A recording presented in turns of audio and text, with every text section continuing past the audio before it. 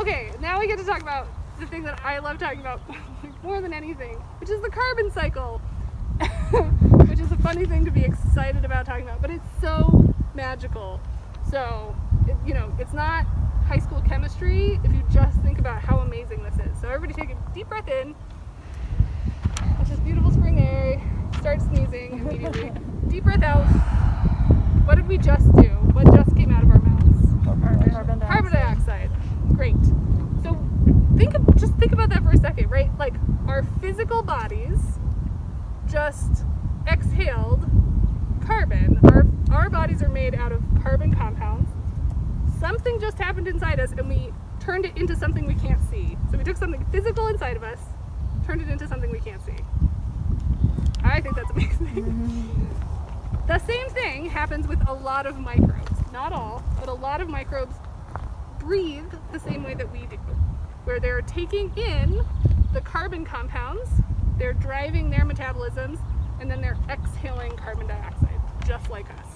So I have this little diagram, so you can see our little worms and our microbes, same as us. So how does the carbon dioxide get from the air into physical hard stuff? Absorption, the sun. Close. Who does it? What organisms do it? Well, the trees, the plants. Plants. Yeah, Yes. they breathe, This was not a hard question. It's just a different way of thinking about the question, right? So especially in spring, it's starting to happen right now, right? The carbon dioxide in the air is getting drawn into these plants to build their tissues and make their bodies. And so it's taking something invisible and making it into hard stuff, right? A little example I like to give is I'll often do the thought experiment of like, if I had started with this question, it would make more sense now that I'm thinking about it. But so did this tree build its body from the soil or from the air? Both. Most of that carbon is from the air. So, and you can think about that if it was taking all of its stuff out of the soil, there should be a big hole that's exactly tree-sized in the soil, right? But isn't the roots chasing the soil, the nutrients in the ground? Nutrients, yes. Nutrients, the carbon is coming from the atmosphere, and about 60% of the plant is carbon. So. Okay. Great. So we have this whole cycle that we taking something invisible, making it hard and durable, and then us and the microbes breathing it out. Actually, the plant is also doing that same thing. Carbon dioxide is also coming off of the plant. People don't usually talk about that, but I'll just say it because I'm a scientist and I'm like, actually, plants also respire. It's really important for the roots because the roots need oxygen to be able to breathe. Again, going back to why we need air in the soil. The roots need air. Where was I going after this? Decomposition. Right. So we've got the carbon into the plants. How do we get it into a stable form in the soil? Like I mentioned, the Carbon Ranch Initiative is entirely devoted to getting more carbon into the soil. So the roots, so it takes it from the invisible, turns it into hard, durable carbon. And so carbon can come out of the roots, either accidentally, so if you hit your poor tree root with a shovel, you wounded it, and now the sap is coming out, and so there's carbon coming out into the soil. Plants can also do it on purpose and push carbon out is like a liquid form for the beneficial microbes, so they're actually helping to feed the microbes that help them. And then in the soil, those microbes are processing that sugar into a more stable form. So you can think about at sort of the scale that we think about, like we can't digest this form of carbon, but we can, I'm pointing to my bag because I have an apple in there, we can digest an apple, right? So it's all carbon-based, but different forms are harder to break down than others. And so it's that same thing that's happening at the micro scale in the soil. Some of the forms that the plant is shooting out are really easy to digest and the microbes just churn through it. And some forms are harder to digest, and so it gets more permanently in the soil. That's what's happening in the compost, right? We're taking the easily digest apple cores and watermelon rinds and everything, combining it with the wood chips, and making that decomposition process get into that stable form. It's actually off, so this is very weird. So questions about my favorite cycle, the carb cycle. Does it make sense of why? So that is all compost is. It's us manipulating the carbon cycle for our own benefit, right? We're making the decomposition that happens naturally in the soil. We're pulling carbon dioxide out of the air into the plants, getting it into the soil. Do you need a diverse, like in your compost, do you need to add diverse forms of carbon to like help diverse microbes exist? That's a good question. I think it would really depend. What was the question? It would depend. Which, if you need lots of different kinds of inputs to have a diverse compost, it'll depend on the process, because the hot composts will kill off a bunch of microbes. The worm castings is what you're left with, and I don't know about that. I don't know. Yeah. No problem. Intuitively, it makes sense that the more diverse things, but yeah. I once heard that diverse fibers are good for diversities of microbes. Cool. That would make sense. Microbes are amazing. They just do so much, and they're really hard to measure because they're so dang tiny. Yeah, great. So the rest of this chapter probably Juliana has covered. It's your general concepts. I just sort of prefaced this figure on page 15, which is your wood chips go on the top, your greens and the browns combined, you're driving off carbon dioxide by those microbes breathing out. So what you're left with is your finished compost, which has a different carbon signature than what went into it. So that's your preface. You can read much more in depth. I give you like the math on how this all goes. Because I think it's really confusing, because people talk about the carbon to nitrogen ratio, and there's two different times it's important. It's important at the beginning and it's important at the end. So hopefully this shows that a little bit. Okay, with our last 1.5 minutes. No. Does anybody have to run out of here right at 12? Nope. That's what I like to hear. Great. So we're going to go over to chapter 4. And the question here is, how many people know that we have a Healthy Soil Act in New Mexico? Leah does. Well, yeah. Great. So we're one of the few states in the country. It was passed in 2019. And really important for agricultural producers is that there's grant money tied to this act. So I can use my dad as an example. Last year he applied for the Healthy Soil Act grant. He has an orchard, and it didn't pay for the trees, it didn't pay for the part that's producing food, but he got funding for seeds for a cover crop. So he got a diverse cover crop mix paid for by the Healthy Soil Act state. So it is really cool. It's based on the 5 healthy soil principles. 1 is keep the soil covered. 2 is minimize disturbance and inputs. 3 is maximize biodiversity. 4 is maintain a living root.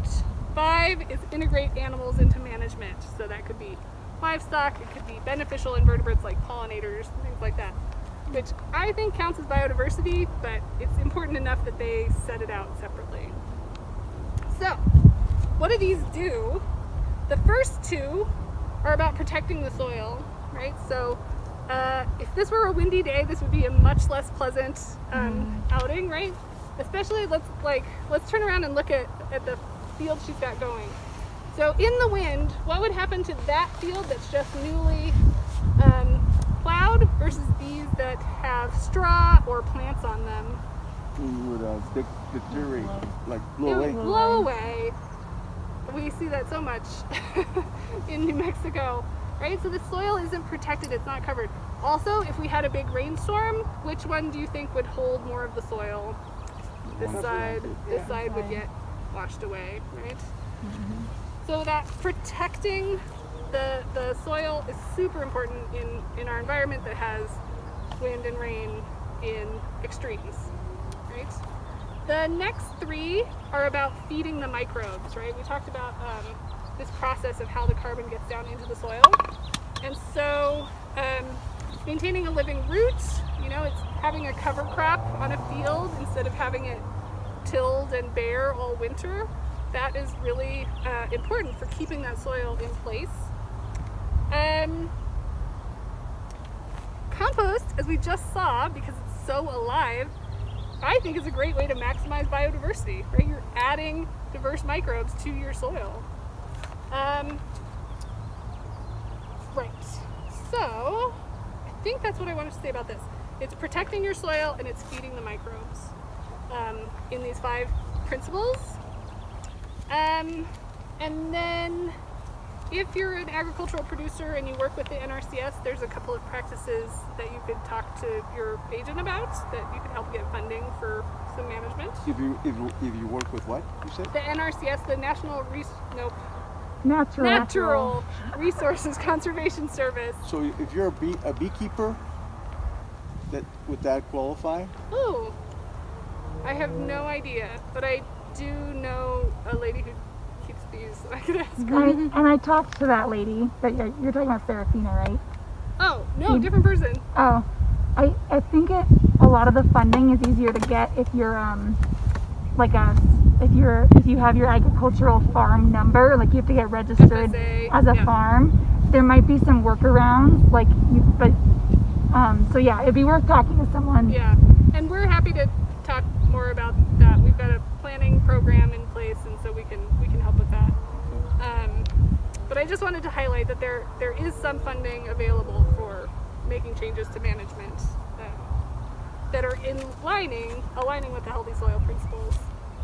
And then, so I talked about protecting the soil and feeding the microbes. Tell us the end of a 2-hour instead of the beginning. And so you're affecting different chemical, physical, and biological properties of the soil by changing your management. So physical, we talked about actually quite a few of these already, right? The physical properties of the soil are providing support for the plants to grow upright. Aeration is really important. You don't want it compacted. You want water to move through, but not too fast. You want it to not get soggy. How do you know how fast you want the drainage? Like if you make planters and you put holes, how do you know how much holes to put? I know that depends, but no. It'll also depend on what plants, right? And it'll depend on the time of year, because hotter is going to cycle more rapidly, and so yeah, that's definitely a continue to monitor and evaluate, because it's So in other words, it depends. definitely going to change. Okay, so there's no way that you could have it be the same all year round unless you were in the tropics and nothing changed. yeah, so I mean, like when you water and the water just dripping down, I mean, how much do you know? I mean, I guess you could put to check the hydration, the moisture of the dirt. Yeah. Is there a number that you want to be around immediately after watering, or? That's a good question. So field saturation depends on texture. It just depends. But I would say the best thing is to just take a little travel and gently look and see if it's wet where the roots are. Yeah. That's going to be your best way of knowing if that plant is happy. Yep. Because if it retains water, if it retains water but it's got a little bit of drainage, would that cause them to mold or kill them, or? I'm gonna go with I've never seen mold in New Mexico, but well, you have? You will damping off. When you're planting seeds, and this happens to me because we're growing a bunch of plants in seed trays. And so it's very easy for it to become too moist, and it's a very common problem with seedlings. If they suddenly just die, it's usually this soil fungus. Oh, yes, in a yeah. tray. I don't think I've seen mold if you're planting into a field. No, I was talking about a planter. Oh, in a planter. Yeah, like yes, like yes, let's say a barrel. You can get it too wet. Raised beds. Like a raised bed. I Yeah, guess raised is. beds. Yeah, you can get it too wet. Yep. And if it's indoors, like we have a fan going inside. We have 2 fans inside of our house to keep air flowing to try to prevent it. You got a fan indoors? 2 fans. You going marijuana or what? What? I'm just kidding. Yeah, because you're starting all your plants before you put them in. Because she's up at high elevation, so Right, she right. can't. She Okay. has to start all her veggies indoors. Yeah, Most of them, yeah. yeah. Yeah. But yeah, it's amazing that to have fungus problems in New Mexico. It does happen. It is interesting.